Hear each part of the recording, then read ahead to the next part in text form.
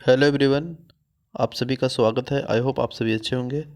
तो चलिए आज के सेशन में हम लोग देखते हैं जेपीएससी मेंस का जो सिलेबस है आपका। पेपर अगर हम बात करें 3 में तो उसमें सोशल साइंस में आपका हिस्ट्री और ज्योग्राफी दोनों मिलाकर 200 मार्क का है और 3 घंटे का टाइम दिया जाता है। और बात करेंगे हिस्ट्री और भूगोल में, तो हिस्ट्री है वो 100 नंबर का है और जो ज्योग्राफी है वो भी 100 नंबर का है। तो अगर हिस्ट्री में अगर हम लोग बात करेंगे तो इसमें भी सेक्शन एनालिसिस कर दिया है। जैसे सेक्शन ए में देखेंगे तो एनिशिएंट है, उसके बाद फिर नेक्स्ट अगर हम लोग देखेंगे तो एनिशिएंट के बाद फिर आपको मिडिवल आ जाता है, मिडिवल के बाद फिर मॉडर्न है, मॉडर्न के बाद झारखंड का भी इसमें दिया है हिस्ट्री। ठीक है, तो ये सभी सिलेबस है जियोग्राफी का, हिस्ट्री का। इसके बाद फिर जियोग्राफी का देखेंगे जो 100 मार्क का है, तो इसमें भी सेक्शन वाइज कर दिया है। जैसे इसमें देखेंगे तो जो ये है वो फिजिकल जियोग्राफी है, भौतिक भूगोल। इसके बाद फिर जो आज हम लोग जो करेंगे ना वह भौतिक भूगोल का जो चैप्टर नंबर 4 है ना, 4 ये वाला वायुमंडल का संगठन और संरचना का स्थिरीकरण, इसके बारे में हम लोग थोड़ा सा कुछ नोट्स है उसके बारे में थोड़ा सा रीडिंग करेंगे। इसके बाद फिर यहाँ पे देखेंगे तो फिर इसमें दिया है आपका physical and human geography India, Bharat का भौतिक एवं मानव भूगोल। इसके बाद फिर देखिएगा तो फिर इसमें बहुत सारा टॉपिक है, लगभग फिर यहाँ पे दे दिया है भारत के प्राकृतिक संसाधन एवं विकास का उपबंध, इसके बारे में भी यहाँ पे टॉपिक दिया गया है। ठीक है, इसके बाद झारखंड के जो भूगोल संबंधित जो संसाधन से उपयोगी है और रिसोर्सेज झारखंड के, उसमें भी इसमें इंक्लूड किया है, जो कि पेपर 3 में जो कि हिस्ट्री और जियोग्राफी है, साथ ही साथ झारखंड का हिस्ट्री और झारखंड का जियोग्राफी है। तो लगभग जो टॉपिक है वह आपका 28 को टॉपिक है। तो इसमें जो हम लोग देखेंगे वो आज टॉपिक हम लोग देखेंगे वायुमंडल का संगठन और संरचना का स्थिरीकरण, जो कि अध्याय 4 में था ना। और ये वाला टॉपिक हम लोग आज थोड़ा सा डिस्कशन और नोट मतलब रीडिंग करेंगे, वायुमंडल का संगठन एंड संरचना का स्थिरीकरण। तो चलिए देखते हैं। अगर बात करेंगे वायुमंडल का संगठन और संरचना का स्थिरीकरण, तो उसके बारे में थोड़ा सा वायुमंडल का परिचय के बारे में जानेंगे। इसके बाद फिर वायुमंडल का महत्व देखेंगे, फिर वायुमंडल का रासायनिक संगठन, साथ ही साथ कुछ महत्वपूर्ण गैस के जो विशेषता है। इसके बाद फिर विशेषता देखने के बाद फिर हम लोग वायुमंडल की जो स्ट्रक्चर है, संरचना है। इसके बाद फिर मौसम मतलब जो मौसम और जलवायु का जो तत्व है उसके बारे में फिर महत्वपूर्ण फैक्ट देखेंगे। तो चलिए, आई होप सेशन अच्छा लगे तो प्लीज़ शेयर करना ना भूलें। तो अगर हम लोग बात करेंगे वायुमंडल के जो परिचय के बारे में, तो सबसे पहले हम लोग यहाँ पे जानेंगे कि पृथ्वी के चारों ओर से घेरे हुए वायु की जो विस्तृत आवरण को वायुमंडल कहते हैं। वायु का यह आवरण एक लिफाफे के रूप में है जो पृथ्वी के गुरुत्वाकर्षण के कारण इसका एक अभिन्न अंग बन गया है। इस वायु का न कोई रंग है और न कोई स्वाद और न कोई गंध है, न कोई स्मेल है, न कोई कलर है और न कोई इसका क्या बोल सकते हैं, कोई स्वाद न है। तो यह इसके बारे में बताया है। फिर पवन के संचार से हम वायु की अनुभव कर सकते हैं। इसके बाद फिर पृथ्वी के गैसीय आवरण को वायुमंडल कहा जाता है, जिसकी ऊंचाई हजारों किलोमीटर है। पृथ्वी से वायुमंडल को स्थलमंडल तथा जो जलमंडल की तरह अलग नहीं किया जा सकता है। वायुमंडल में अनेक गैस पर्याप्त है और कोई भी व्यक्ति या जीव बिना वायु की जीवित नहीं रह सकता है। वायु संसार में सभी प्राणियों के जीवन के आधार है। फिच एंड ट्रिवार्थ के अनुसार अगर हम बात करेंगे तो वायुमंडल गैसों का आवरण है जो कि धरातल में सैकड़ों मील की ऊंचाई तक विस्तृत है तथा पृथ्वी का अभिन्न अंग है। मॉस्क हाउस के अनुसार अगर हम लोग देखेंगे तो वायुमंडल गैस का एक पतली परत है जो गुरुत्वाकर्षण के कारण पृथ्वी के साथ जुड़ी हुई है। इसके बाद फिर वायुमंडल के हम लोग महत्व के बारे में थोड़ा सा एनालिसिस करेंगे। ठीक है ना। देखिए, वायुमंडल में oxygen, nitrogen, carbon dioxide, hydrogen तथा अनेक उपयोगी गैस पाए जाते हैं।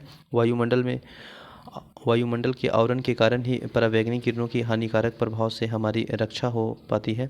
शायद यह कारण है कि मानव जाति के इतिहास में शुरू से ही वायुमंडल हम सबके लिए कौतूहल का विषय रहा है। वायुमंडल में निहित तापमान व आर्द्रता मानव जीवन के प्रभावित करते हैं। यह हमारे लिए तरह तरह के प्राकृतिक दृश्य उपस्थित करता है तथा इसकी संरचना हमें जीवित रखती है। वायुमंडल कई गैसों का मिश्रण है।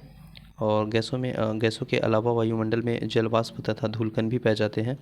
वायुमंडल में मुख्यतः अगर रूप पे देखेंगे तो 9 प्रकार के गैस पाए जाते हैं, जैसे ऑक्सीजन हो गया, एक ऑक्सीजन है, दूसरा नाइट्रोजन है, तीसरा अगर देखेंगे तो आर्गन है, चौथा कार्बन डाइऑक्साइड, पांचवा हाइड्रोजन, छठा हीलियम, सातवां नियोन, आठवां क्रिप्टॉन और नौवां ओजोन है का प्रमुख है। इन सभी गैसों में नाइट्रोजन और ऑक्सीजन महत्वपूर्ण है। ठीक है, इसके बाद देखेंगे वायुमंडल के सर्वाधिक महत्वपूर्ण एवं समस्त प्राणियों के लिए अनिवार्य गैस है। धरातल का कोई भी प्राणी इसके बिना जीवित नहीं रह सकता है। वायुमंडल में सर्वाधिक मात्रा में 78.8% नाइट्रोजन गैस है और दूसरे स्थान पर देखेंगे तो ऑक्सीजन है, जो कि 20.95% है। इस प्रकार यह दोनों गैसों वायुमंडल के लगभग 99% आयरन से आयतन घेरे हुए हैं। अब देखेंगे वायुमंडल के जो आपका समताप मंडल और विषमताप मंडल के बीच का जो अंतर दिखाया गया है, इसमें देखेंगे तो समताप मंडल के बाद फिर यहाँ पे आ गया है ताप के आधार पे, जो कि मंडल को उपखंड किया गया है, जो मंडल, समताप मंडल और मध्य मंडल। और संरचना के आधार पे देखेंगे तो ऑक्सीजन, हीलियम, कार्बन डाइऑक्साइड हो गया, नियोन हो गया, क्रिप्टॉन हो गया, हाइड्रोजन और जेनून है। इसके बाद देखेंगे तो विषम तापमंडल में है आणविक नाइट्रोजन, आणविक ऑक्सीजन परत, हीलियम परत और आणविक हाइड्रोजन। इसके बाद फिर यहाँ पे देखेंगे वायुमंडल के जो रासायनिक संगठन है, इसके बारे में वायुमंडल को रासायनिक संगठन की दृष्टि से 2 भागों में बांटा गया है, 2 परत में विभाजित किया गया है। पहला समतापमंडल होमोस्फीयर और दूसरा विषम तापमंडल, जो कि हेट्रोस्फीयर है। इसके बाद फिर यहाँ पे जानेंगे कि समतापमंडल का जो निर्माण है वो ऑक्सीजन, कार्बन डाइऑक्साइड, हीलियम और नियोन, क्रिप्टॉन, जेनून और हाइड्रोजन इत्यादि से है। समतापमंडल के बारे में हम लोग पढ़ेंगे। समतापमंडल मतलब समान। इस मंडल में सममंडल इसलिए कहा जाता है क्योंकि इसके जो रासायनिक दृष्टि से इस मंडल के सभी गैसों का जो अनुपात है ना वो समान होता है, इसे समताप मंडल कहते हैं। और इसमें देखेंगे फिर समान होता है और गैस लगभग 90 किलोमीटर ऊंचाई तक पाई जाती है। मंडल का निर्माण oxygen, carbon dioxide, helium, neon, krypton, hydrogen, xenon इत्यादि गैसों के मिश्रण से हुआ है। विषमताप मंडल, इस मंडल में गैसों का अनुपात असमान होता है, जिस कारण इसे विषमताप मंडल कहते हैं, विषय मंडल कहते हैं। देखिए हम लोग एक पढ़े अभी क्या थे, सम मंडल। उसमें क्या था कि इसमें जो सभी गैस था वो अनुपात, उसका जो अनुपात था वो समान होता था। और विषम मंडल, इस मंडल में जो गैसों का अनुपात है वह असमान होता है, जिस कारण इसे विषय मंडल कहते हैं। इस मंडल की ऊंचाई है वह लगभग 90 से 10,000 किलोमीटर तक पाई जाती है। इसके बाद फिर हम लोग देखेंगे यहाँ पे थोड़ा सा स्ट्रक्चर से इसमें बताया जा रहा है कि देखिए ये जो है पृथ्वी की सतह से जो विभिन्न गैसों का जो ऊंचाई है इसके बारे में बताया गया है। फिर विषम मंडल के बारे में, जैसे पृथ्वी की सतह से 90 किलोमीटर सम मंडल है, 200 किलोमीटर फिर देखेंगे तो आणविक नाइट्रोजन परत है, 1100 किलोमीटर आणविक ऑक्सीजन परत है, फिर 3500 फिर हो गया 10,000। इसके बाद फिर हम लोग यहाँ पे देखेंगे कि आणविक नाइट्रोजन परत के बारे में। इसमें देखेंगे कि यह परत पृथ्वी की सतह से 200 किलोमीटर की ऊंचाई तक तथा सम मंडल के बाद अर्थात 90 से 200 किलोमीटर की ऊंचाई पर पाई जाती है। इसमें मुख्य रूप से नाइट्रोजन की अणुओं की प्रधानता होती है। नेक्स्ट है दूसरा में देखेंगे कि आणविक ऑक्सीजन परत, यह परत 200 से 1100 किलोमीटर की ऊंचाई तक पाई जाती है और यह नाइट्रोजन के बाद पाई जाती है और यह परत की ऑक्सीजन की अणुओं की प्रधानता होती है। नेक्स्ट है हीलियम परत। हीलियम परत में क्या है कि यह परत आणविक ऑक्सीजन की ऊपर 1100 से 3500 किलोमीटर की ऊंचाई तक पाई जाती है और यह परत हीलियम की अणुओं की प्रधानता होती है। फिर है आणविक हाइड्रोजन परत। यह परत है हीलियम परत की ऊपर लगभग 10,000 किलोमीटर की ऊंचाई पर पाई जाती है और यह हाइड्रोजन के अणुओं का प्रधानता होती है। कुछ महत्वपूर्ण गैसीय की विशेषता के बारे में हम लोग देखेंगे। जैसे नाइट्रोजन है तो नाइट्रोजन के बारे में, इसका जो गैस के बारे में जो मुख्य विशेषताएं हैं इसके बारे में देखेंगे। वायुमंडल में सर्वाधिक मात्रा में मौजूद गैस है और नाइट्रोजन की उपस्थिति के कारण वायुदाब, पवनों की शक्ति तथा प्रकाश की परावर्तन आभास होता है। यह गैस कोई रंग और जो गंध है, स्मेल है, स्वाद नहीं होता है। यह गैस वस्तु की तेजी से जलने से बचाती है। यह गैस के पेड़ पौधे और प्रोटीन की निर्माण होती है, जो भोजन का मुख्य अंग है। यदि वायुमंडल में नाइट्रोजन गैस नहीं होता तो आग का नियंत्रण रखना कठिन हो जाता। यह संपूर्ण प्रक्रिया नाइट्रोजन चक्र कहलाती है। इसके बाद फिर यहाँ पे थोड़ा एनालिसिस देख लेंगे। जैसे नाइट्रोजन है तो N2 है 78.8 है और ऑक्सीजन है जो कि O2 है जो कि 20.9 9.5 है इसका प्रतिशत। नेक्स्ट है, अगर हम लोग यहाँ पे थोड़ा सा और देखेंगे, जैसे आर्गन हो गया, तो आर्गन के बारे में देखेंगे तो AR है, तो इसका जो प्रतिशत है वह 0.93% है। इसके बाद कार्बन डाइऑक्साइड हो गया, ठीक है, नियोन हो गया, हीलियम हो गया, ओजोन और हाइड्रोजन आप सभी देख लेंगे। अब देखिए ऑक्सीजन के बारे में जानते हैं। यह एक जीवनदायिनी का या प्राणदायिनी गैस है मानी जाती है, और है भी, क्योंकि ऑक्सीजन गैस की अन्य रासायनिक तत्वों के साथ सरलता से मिलकर अनेक प्रकार की यौगिक का निर्माण करती है। वस्तुओं के जलने के लिए यह गैस ऑक्सीजन आवश्यक है, अतः यह ऊर्जा का प्रमुख स्रोत है। कार्बोहाइड्रेट निर्माण में ऑक्सीजन की महत्वपूर्ण होती है। यह वायुमंडल में 64 किलोमीटर तक पाई जाती है। कार्बन डाइऑक्साइड के बारे में देखेंगे, यह एक भारी गैस है। यह वस्तु के जलने की उत्पन्न होती है, और सभी प्रकार के वनस्पति कार्बन डाइऑक्साइड उपयोग प्रकाश संश्लेषण में करती है। वैज्ञानिक का मानना है कि इस गैस का मात्रा में होने वाली वृद्धि की वायुमंडल की निचली परत में तापमान में वृद्धि हो रही है, और भूमंडलीय परत जो बढ़ रही है, यह मानना है साइंटिस्ट को। और वायुमंडल यहाँ पे देखिए, माफ़ कीजिएगा, जलवायु परिवर्तन को रहा है। ओजोन के बारे में देखेंगे कि यह वायुमंडल की एक अन्य अत्यधिक महत्वपूर्ण गैस है। इसका निर्माण ऑक्सीजन के 3 परमाणुओं से होता है, और जलवायु की दृष्टि से देखेंगे तो इस गैस का विशेष महत्व है, क्योंकि जब सूर्य से आने वाली जो पराबैंगनी किरणें होती है, तेज पराबैंगनी विकिरणें, तो कुछ अंश के अवशोषित कर लेती है अपने में, और इसमें प्रकार के सौर विकिरण को केवल उतना ही भाग धरातल पर पहुंचाने दिया जाता है जितना आवश्यक है और उपयोगी होता है। तो ओजोन की किरणें सतह तक पहुंच जाए तो धरातल के तापमान में अत्यधिक वृद्धि हो जाती है। इसके साथ ही इस किरण में चर्म कैंसर का खतरा होता है, ठीक है। और यह गैस समताप मंडल में 15 से 35 किलोमीटर की ऊंचाई पर सघन मात्रा में पाई जाती है। ओजोन परत में ह्रास प्रमुख कारणों में क्लोरोफ्लोरोकार्बन का योगदान महत्वपूर्ण होता है, जो रेफ्रिजरेटर, कंडीशनर की बात करें, फिर नाइट्रोजन ऑक्साइड इत्यादि द्वारा उत्सर्जित होती है। ओजोन परत में जो क्षीणता और ह्रास के बचाने के जो मॉन्ट्रियल प्रोटोकॉल ओजोन परत संरक्षण के विनिया सम्मेलन पारित प्रोटोकॉल अंतर्राष्ट्रीय संधि जो 16 सितंबर 1987 को पारित हुआ था, तथा 1 जनवरी 1989 को प्रभावी हुए। अब देखेंगे जलवाष्प के बारे में थोड़ा सा एनालिसिस करेंगे, और यह भी दिया गया है कि जलवाष्प अधिकांश वायुमंडल में निचली परत तक सीमित रहती है। ऊंचाई में वृद्धि के साथ साथ जलवाष्प की मात्रा कमी होती जाती है। वायुमंडल में संपूर्ण जलवाष्प 90% भाग 8 किलोमीटर की ऊंचाई तक सीमित होती है, और इसके ऊपर जलवाष्प की मात्रा काफ़ी कम हो जाती है। वायुमंडल में जलवाष्प की जो औसत मात्रा है वो 2 से 4% है, और इसमें देखेंगे कि यह उष्णार्द्र क्षेत्रों में 4% तक, मरुस्थलीय क्षेत्रों में 1% तक पाई जाती है, और विषुवतीय रेखा पर अधिक मात्रा में तथा ध्रुवीय पर कम मात्रा में पाई जाती है। इसके साथ देखेंगे कि यह कार्बन डाइऑक्साइड में भी भांति ग्रीन हाउस गैस भी है। यह ठोस, द्रव और गैस तीनों अवस्था में पाई जाती है। जलवाष्प सूर्य से आने वाली सूर्यपात के कुछ भागों में अवशोषित कर लेता है, तथा पृथ्वी द्वारा विकसित ऊष्मा को संयोए रखता है। इस तरह यह एक कंबल का काम करता है, और जिससे पृथ्वी न तो अत्यंत गर्म और न ही अत्यधिक ठंडा हो सकती है। जलवाष्प की संघनन की जो वर्षा होती है।